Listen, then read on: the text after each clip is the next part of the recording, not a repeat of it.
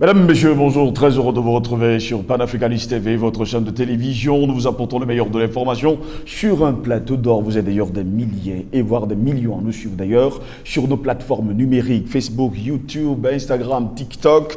Et nous sommes très heureux de vous savoir déjà nombreuses avec nous pour la libération du continent africain.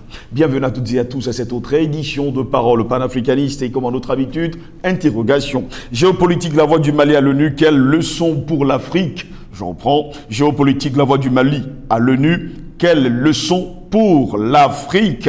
C'est notre grande interrogation. Samedi, à la tribune des Nations Unies, le Premier ministre par intérim, le colonel Abdoulaye Maïga, s'en est pris violemment à la France, à la Côte d'Ivoire et surtout à la CEDEAO et au Niger. Après le retrait des militaires de la force Barkhane, il a estimé que le Mali avait poignardé dans le dos. Oui, le Mali avait été poignardé dans le dos par les autorités françaises. Eh bien, les relations diplomatiques entre la France et le Mali ne sont pas au beau fixe. Et apparemment, cela ne va pas changer. Et cela ne semble même pas du tout prêt de s'arranger. Dans le contexte du retrait des militaires français de la force Barkhane, dont la mission a été de combattre le terrorisme dans la région, le vrai ministre malien par intérim, le colonel Abdoulaye Maïga, s'est livré à une virulente, attaque samedi à la tribune des Nations Unies. Les autorités françaises, profondément anti-françaises, pour avoir renié les valeurs morales universelles et trahi le lourd héritage humaniste des philosophes des Lumières, se sont transformées en junte au service de l'obscurantisme, a asséné à 3 reprises le colonel Abdoulaye Maïga à la tribune des Nations Unies. Oui, quand vous lisez justement ce discours, vous comprenez finalement que jusqu'à preuve de contraire, eh bien, le Mali veut se débarrasser entièrement et totalement du joug colonial français et surtout de l'impérialisme occidental. Ça ne s'est pas arrêté là. Tout au long du week-end, mesdames, messieurs, sur les réseaux sociaux, le mot « la junte française » a fait justement, on va le dire, son effet boomerang. Et c'est des milliards. Oui, des milliards et des milliards de vues. Mais nous allons nous intéresser entièrement et totalement à ce discours vu sur le continent africain. Voilà pourquoi nous parlons ce matin de géopolitique, la voix du Mali à l'ONU. Quelle leçon pour l'Afrique? Et pour répondre à nos questions, nous sommes avec Jonathan Matenguene qui est avec nous ce matin. Jonathan Matenguene, bonjour, bienvenue à vous. Bonjour, monsieur Jocelyn Goss. Bonjour à toute l'Afrique qui nous regarde parce que cette émission, nous avons eu le temps de regarder les programmes encore ce week-end. C'est vraiment une audience formidable. Merci à vous tous qui nous regardez. Très heureux de vous avoir, Jonathan Matenguene. C'est un début de semaine, j'espère que vous allez bien. Oh, très bien. Ça a été reposant, surtout avec le discours du ministre Maïga, à qui nous disons merci, merci d'avoir porté la voix de l'Afrique. Nous nous sommes sentis comme apaisés. C'était comme une onde venue d'ailleurs, on dira du nirvana ou du paradis, qui nous a bercés 2 nuits durant, samedi soir puis dimanche. Et les réseaux sociaux, c'était plus calme, c'était plus doux, c'était une mélodie unique en son genre. Oui, ce week-end était vraiment agréable et merci parce que c'est venu du Mali. Et le ministre Maïga, il a proposé aux Africains le meilleur visage de notre continent. Nous disons à tout le peuple malien, félicitations. Vous avez réussi sur le plan communicationnel quelque chose d'unique. On n'avait jamais vu sur notre continent un gouvernement prendre ses responsabilités autant et en face de tous les autres gouvernements du monde, dénoncer l'imposture, l'impérialisme avec autant de véhémence. Ça a été fait non pas par un gouvernement qui est dos au mur, par un gouvernement qui est porté par sa population. Parce que par le passé, on voyait ça comme un coup d'éclat des chefs d'État qui étaient en perte de vitesse sur le plan de leur gouvernance interne, oui, et qui, pour se redorer le blason à l'international, décidaient de lâcher leur maître d'Occident en dénonçant toutes les pratiques que ces derniers leur ont obligés de faire. Et ça donnait un peu, ça sonnait faux du point de vue des panafricanistes, mais aussi de toute l'opinion africaine, même si beaucoup commençaient à comprendre que les dés sont quand même pipés et oui, c'est pas si facile d'être chef d'État là-bas. Ici, le mécanisme est différent. Il s'agit d'un gouvernement légitime qui a le soutien populaire, qui est bien droit dans ses bottes et qui avance dans sa marche émancipationniste. Et ce gouvernement a assumé à l'international une voix, celle de toute l'Afrique.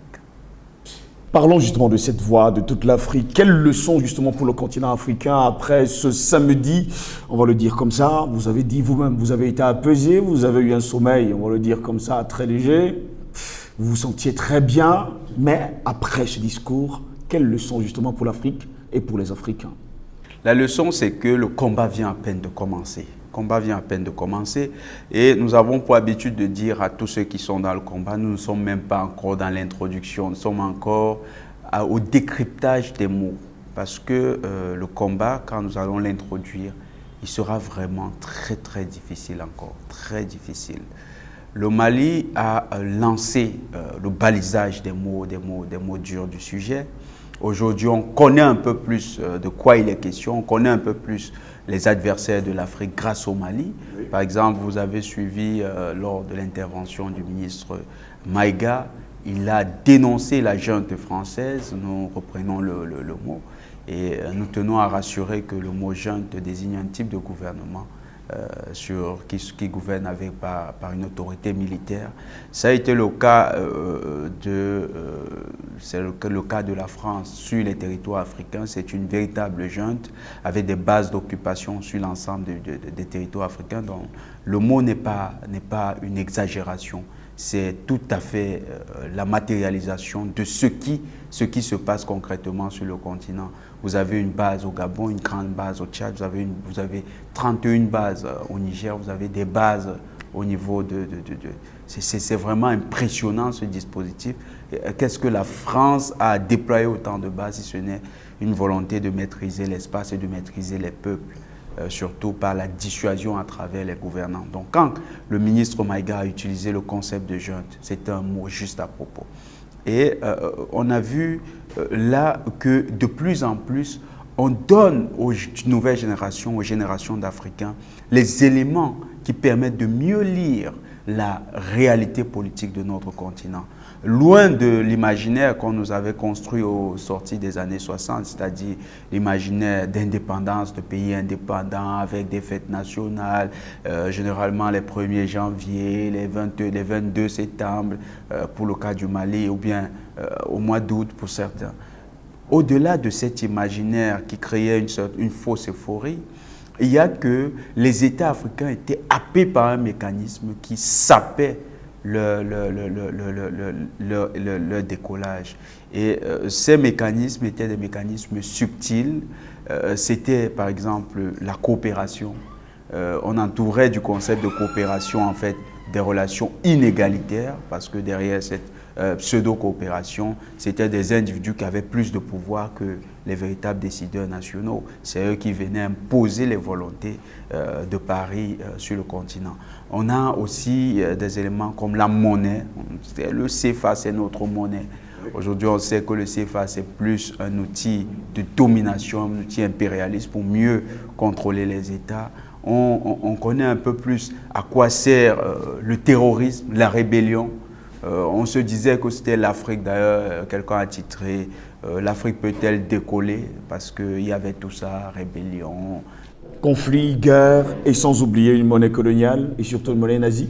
Aujourd'hui, on sait que ces conflits, ces guerres sont plutôt des situations préparées de l'extérieur qui sont réalisées à l'intérieur en complicité avec quelques personnalités en interne qui sont parfois des égocentriques ou bien des naïfs qui n'y comprennent rien et qui se laissent embarquer dans l'affaire. Et on a aussi compris que quand on parle de tribalisme, le tribalisme, c'est pas quelque chose qui naît naturellement du fait des populations locales. On a vu le président de la junte française se retrouver à Guinée-Bissau parler de l'existence d'un problème Peul. Il a été repris dans la même veine par le président du Niger, le président Bazoum, qui parle également du problème Peul, du risque de massacre entre Peuls et Touaregs. C'est une instrumentalisation de l'ethnie qui a toujours servi les intérêts extérieurs. Donc, avec tous ces éléments, le Mali nous permet de rendre concret ce discours que nous tenions, qui semblait théorique, mais aujourd'hui qui est tout à fait pratique. Tout le monde peut s'en rendre compte, tout le monde peut comprendre très facilement, aisément, que c'est des réalités sur le terrain africain.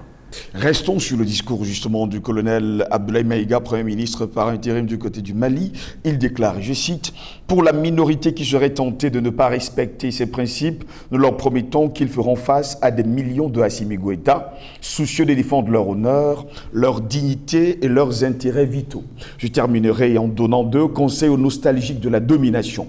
Ayez le sens de l'empathie en traitant les autres comme vous voudrez être traités ou en ne faisant pas aux autres ce que vous ne voudriez pas qu'on vous fasse.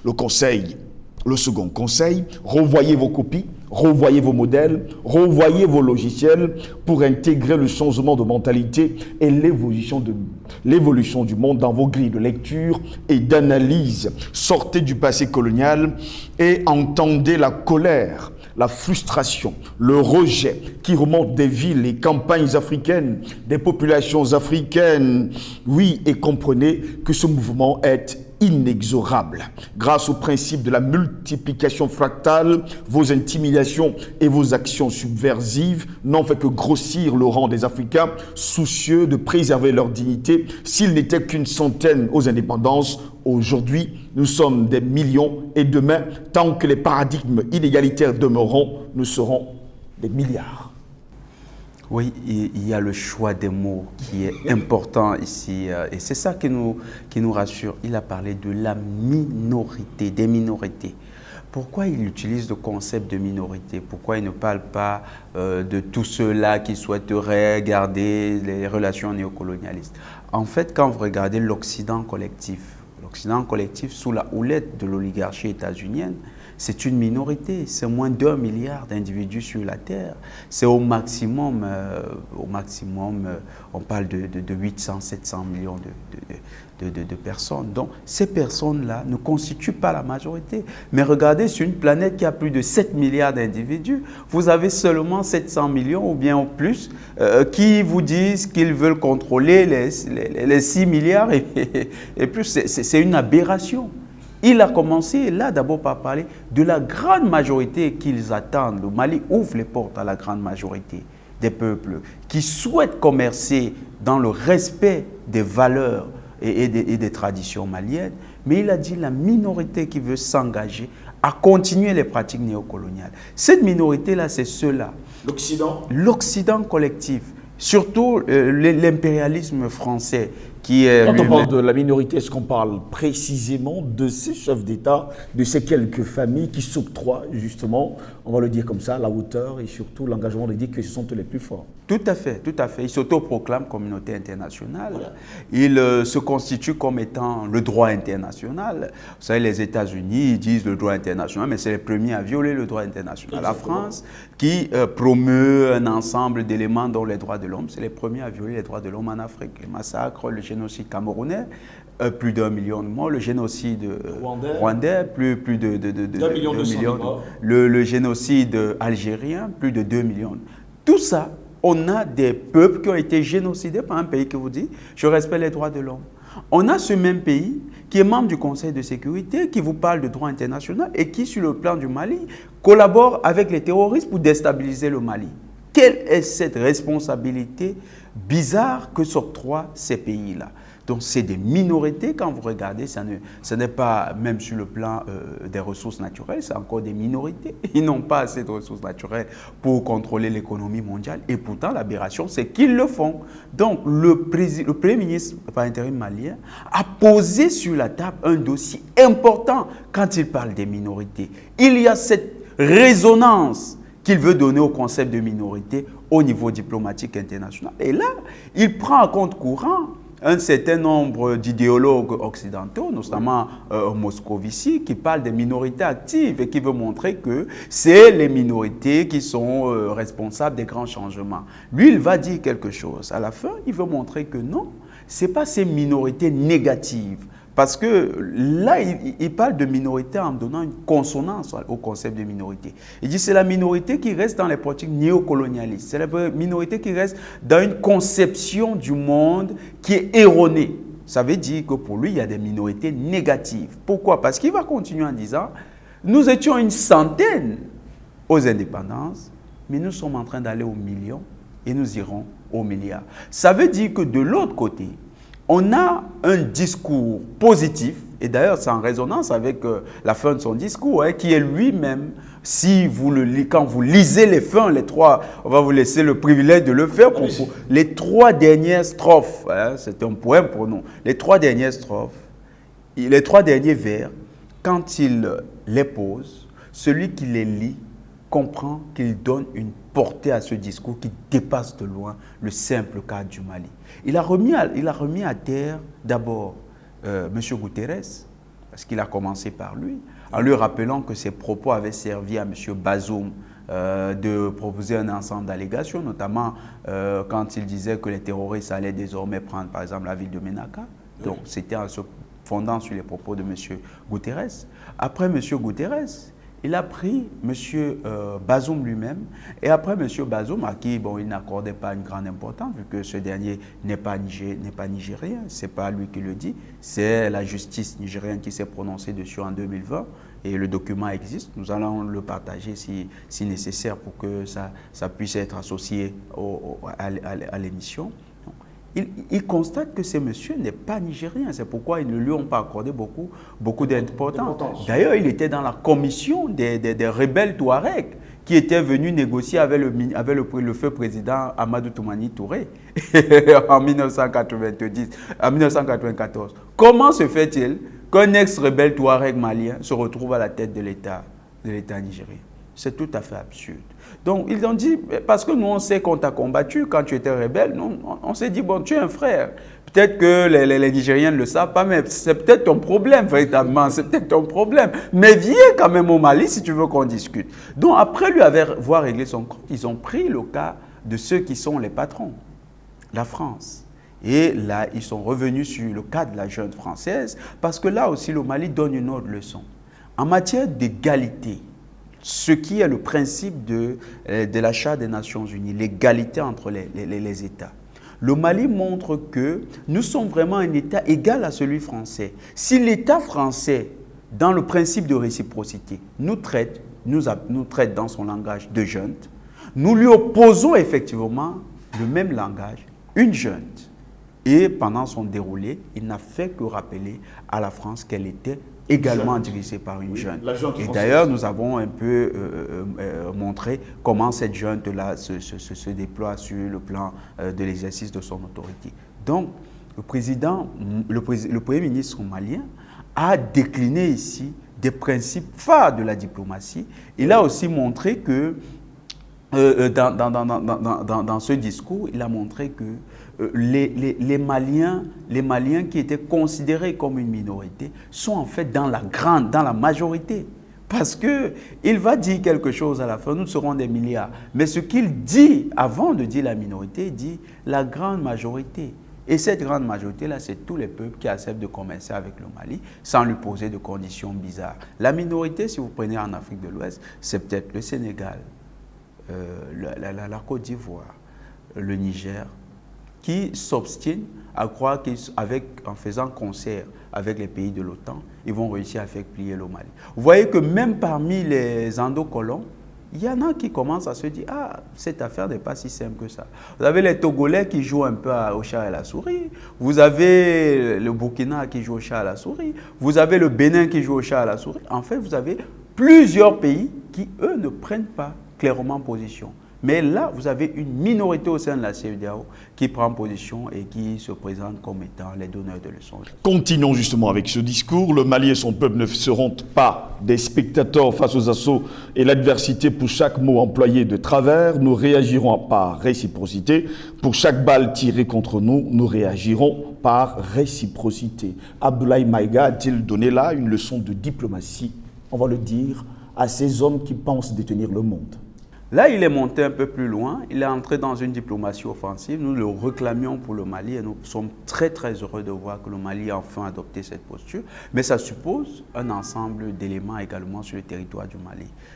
Nous n'hésiterions pas toujours à dire qu'il faut que le Mali se dote d'une bombe nucléaire parce que l'élément du nucléaire, de la bombe nucléaire pour un pays africain se pose de manière pertinente dans le cadre des relations internationales aujourd'hui. Et le Mali se pose comme étant un des candidats sérieux à la bombe nucléaire. Donc, président Assimi Goïta, nous attendons vivement que le Mali inaugure son programme nucléaire civil d'abord, qui deviendra un programme nucléaire militaire. Et puis, il y a l'expertise. Hein. Nous avons par exemple le professeur Belek, qui est un astrophysicien et qui pourrait être mis à contribution dans le cadre d'une telle... Il est au Cameroun, donc il suffit de le contacter, c'est un panafricaniste. Parce que dans ce combat, nous devons solliciter au maximum les forces internes du combat. Nous avons sur le plan de la monnaie le professeur Agbo, qui est en Côte d'Ivoire, qui peut être sollicité dans le cadre de la création d'une nouvelle monnaie. Donc, il y a des éléments pertinents qui doivent rentrer dans cette déclaration. Coup pour coup, ça veut dire quoi? Ça veut dire que le Mali, désormais, est entré dans le véritable jeu international. Prenons l'un des fondateurs du jeu international, des relations internationales du point de vue occidental, Emmanuel Kant. Paix et guerre perpétuelle, c'est son ouvrage phare, 1648. Et au XVIIe siècle, quand il commet l'ouvrage, qu'est-ce que l'ouvrage dit? L'ouvrage dit qui prépare la guerre, qui veut la paix, prépare la guerre. Donc, lorsque vous voulez faire la paix avec les gens, vous devez être assez pertinent du point de vue militaire. Et c'est ce que le Premier ministre malien est déjà en train d'esquisser. D'ailleurs, ils avaient prévenu les Français que si jamais un avion décollait encore de manière inadvertante sur leur territoire et sans prévenir, ils détruiraient l'aéronef. Oui. Donc, c'est des mesures qui sont déjà un peu plus pertinentes, mais maintenant dans le cadre général, dans le cadre des relations internationales, puisque derrière la France, il y a le bloc de l'OTAN qui n'est pas moins pertinent avec ses capacités militaires. On voit bien que ce bloc-là, avec la Russie, il y a un bras de fer réel qui est ouvert sur le territoire ukrainien. 6 mois déjà, 7 mois passés, et la Russie vraiment a une stratégie qui n'est pas très déployée sur l'Ukraine, mais qui prend pied au fur et à mesure. C'est parce que l'OTAN est là. Donc, quand vous avez un adversaire qui s'appelle l'OTAN, que vous avez des supplétifs, bon, ils ne sont pas pertinents, la Côte d'Ivoire, le Niger, le Ghana. La CEDEAO, si vous voulez dire. S'il faut dire par CEDEAO quelques cas, c'est un pays parmi le bloc des pays de la CEDEAO. Non. Ces pays-là, ils ne sont pas assez pertinents, mais derrière, il y a le bloc de l'OTAN. Et pour dissuader l'OTAN, il faut faire comme la Corée du Nord. Donc, président Assimi, si les compétences ne viennent pas de Russie, si elles ne viennent pas d'Iran, elles peuvent venir de Corée du Nord. N'ayez pas peur. Allez chercher les compétences là où elles sont et réunissez-les avec nos compétences en Afrique. Nous avons cité un nom, le professeur Belek. Il peut constituer autour de lui une équipe. Il connaît assez d'astrophysiciens africains qui sont panafricanistes et qui pourraient vous accompagner. C'est à ce prix qu'une nouvelle ère sera une réalité avec des solutions porteuses de changement pour relever des défis interdépendants, avec des États interdépendants et en valorisant l'homme sans distinction aucune, notamment de race, de couleur, de sexe, de langue, de religion, d'opinion politique ou de toute opinion, d'origine nationale ou sociale, de propriété, de naissance ou de toute autre situation telle que stipulée à l'article 2 de la Déclaration universelle des droits de l'homme. Et bien sûr, vous parliez tout à l'heure de poésie, que Dieu bénisse le Mali et préserve les Maliens, des forces obscurantistes destructrices du monde, que Dieu bénisse l'Afrique et préserve les Africains des forces obscurantistes et destructrices du monde, que Dieu bénisse le monde et préserve l'humanité entière des forces obscurantistes et destructrices du monde. Vous comprenez, mon frère Ngos, que nous sommes sortis du cadre simplement de la diplomatie mondiale. Le Premier ministre par intérim a fait là... Nous sommes dans l'humanisme finalement. Oui, dans l'humanisme, mais il y a bien plus. Excusez, hein, mais je vais dire, on peut dire qu'il est dans la dimension spirituelle du discours. Parce qu'il y a quelque chose qui s'est passé. Là où il décrit la France, la jeune française, il dit qu'ils ont renié les valeurs des philosophes. Il le fait 3 fois. 3 fois. Si vous regardez les rituels d'exorcisme ou bien les rituels très importants de spiritualité, généralement on répète la formule qui scelle le sort. Et il l'a fait 3 fois. 3 fois, si vous rentrez dans la symbolique chrétienne, c'est la Trinité. Oui. C'est un chiffre saint. Vous rentrez en Afrique, le chiffre 3, c'est le début d'un rituel, d'un grand rituel. Et ce n'est pas anodin qu'il l'ait fait. Et quand vous regardez, il va aller avec la même trinité. Que Dieu bénisse le Mali, que Dieu bénisse l'Afrique, que Dieu bénisse le monde. Mais chaque fois, il met un adversaire, les forces obscurantistes. Ces forces obscurantistes, c'est quoi? Tout le monde le sait aujourd'hui. Les forces obscurantistes, c'est celles qui tiennent ce qu'on appelle le nouvel ordre mondial, New Order global. Donc, ces forces-là sont des forces qui agissent au-delà de la simple France. D'ailleurs, quand il répète 3 fois que la France n'appartient plus à la France, parce qu'il a dit clairement, ces autorités-là ne sont pas les autorités de la France. C'est des autorités qui représentent les forces obscurantistes. Ça veut dire que le Mali vient de donner, de décliner très clairement qui sont ses adversaires.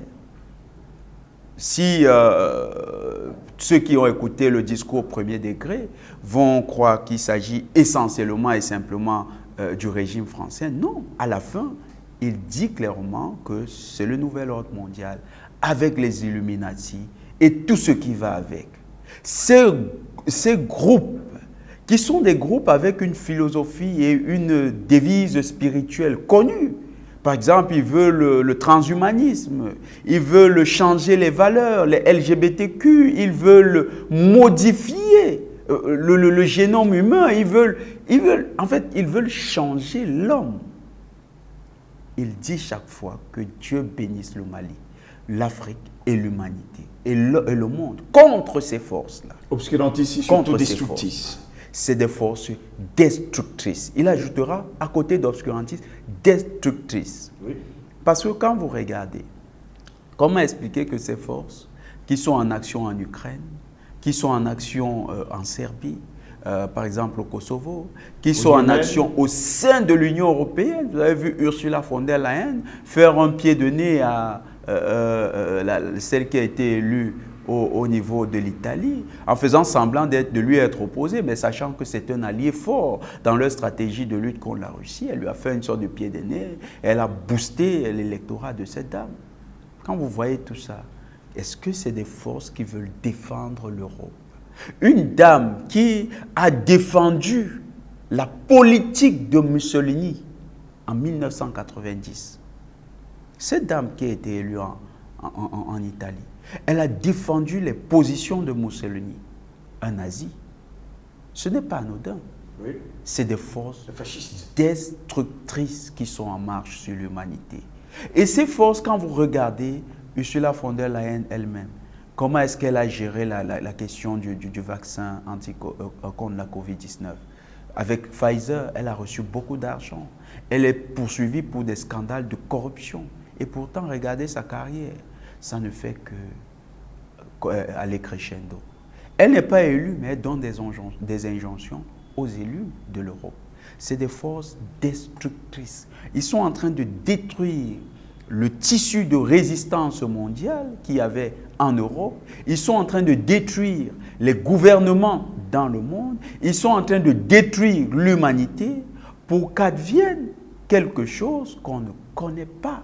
D'ailleurs, Emmanuel Macron disait « la bête de l'événement est là ». Oui, ce sont ses propos. Mais quelles sont ces phrases? D'où viennent-elles? Parle-t-on encore de personnes qui ont de l'humain en eux comme vous et moi, mon frère Ngoz? Vous voyez que là, il a touché une autre dimension du combat que beaucoup ne voient pas.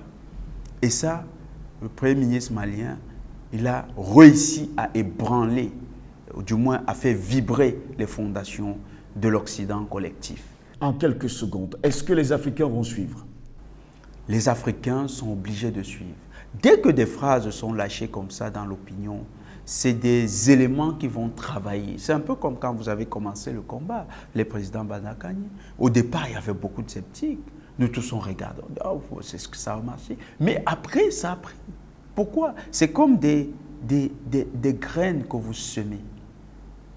Vous pouvez être là pour qu'elles poussent. Vous pouvez aussi ne pas être là et elles vont pousser. Donc ce qui a été sorti le 24 septembre à la tribune des Nations Unies, c'est quelque chose qui va prendre corps. cette lutte contre les forces obscurantistes et destructrices.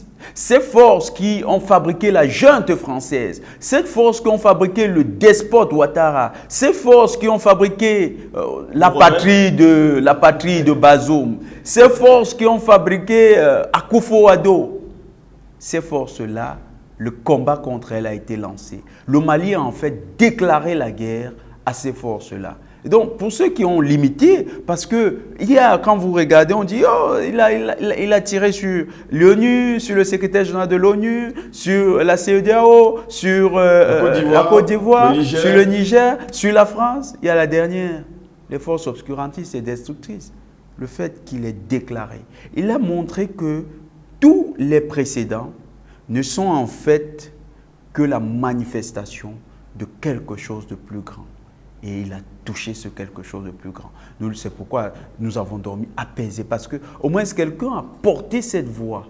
C'est vrai qu'il a dit encore des mots un peu poétiques.